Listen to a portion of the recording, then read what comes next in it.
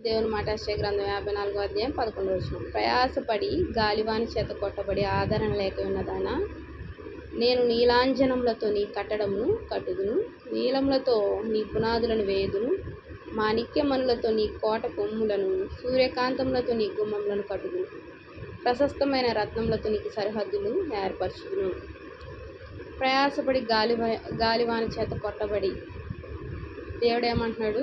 ప్రయాసపడి, ఎటు చూసినా ప్రయాసమే, ఎటు చూసినా నెమ్మది లేని పరిస్థితి. గాలి దుమ్ము వచ్చినప్పుడు ఏం జరుగుతుంది?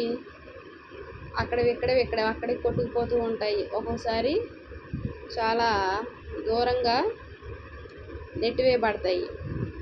అటువంటి అనుభవాలు, ఎటు చూసినా సమస్యలు, ఎటు చూసినా ఇరుకులు, ఎటు చూసినా కన్నీరు, ఎటు చూసినా వేదన, ఎటు చూసినా సమస్యలు.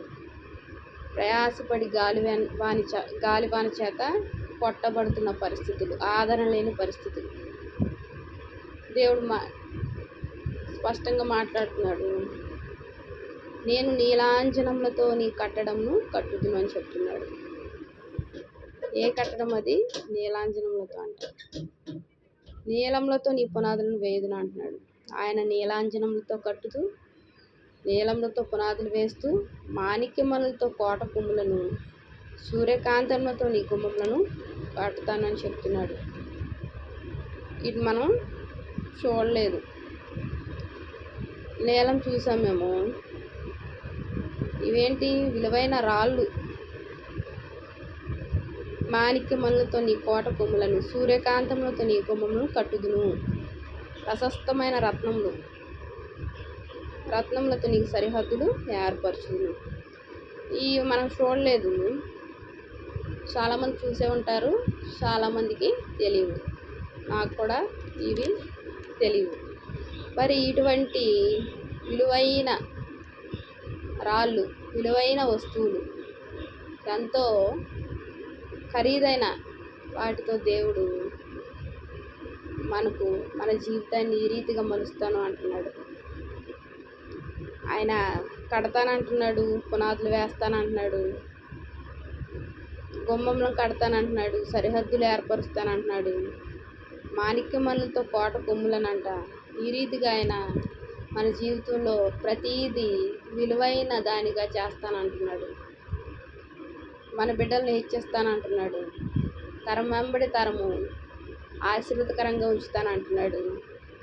ఈ రీతిగా ప్రయాసపడి ఆదరణ లేని జీవితాలను దేవుడు జ్ఞాపకం చేసుకొని ఈ రీతిగా మలుస్తానంటున్నాడు. ఇక మనం భయపడాల్సిన అవసరం లేదు. మన నమ్మకము, మన విశ్వాసము ఆయన మీదే. ఆయన నమ్ముకున్న వారిని దేవుడు సిగ్గుపరిచే దేవుడు కాదు. కాబట్టి మనం ఆయన వైపు చూస్తూ ఈ లోకయాత్రలో సాగిపోతే మన యొక్క జీవిత యాత్రను ఈ రీతిగా మలుస్తానంటున్నాడు.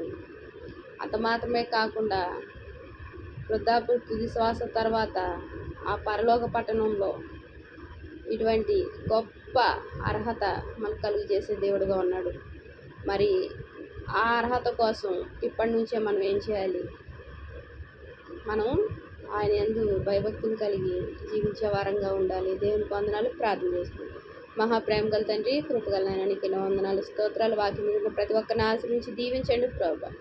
తండ్రి, మా జీవితాలను ప్రభా ఈ రీతిగా మలుస్తున్నందుకు వందనాలు చెల్లించుకున్నాం. మా కుటుంబ సభ్యులందరినీ ఆశీర్వాదాలతో నింపుతూ తండ్రి ఈ సహాయంను మాకు అందిస్తున్నందుకు వందనాలు చెల్లించుకున్నాం. నా ప్రభుని ప్రియరక్షకుడు యేసుక్రీస్తు వారి నామంలో అతి వినయంగా బ్రతిమలాడి పెట్టుకుంటున్నాను తండ్రి. ఆమేన్. ప్రైజ్.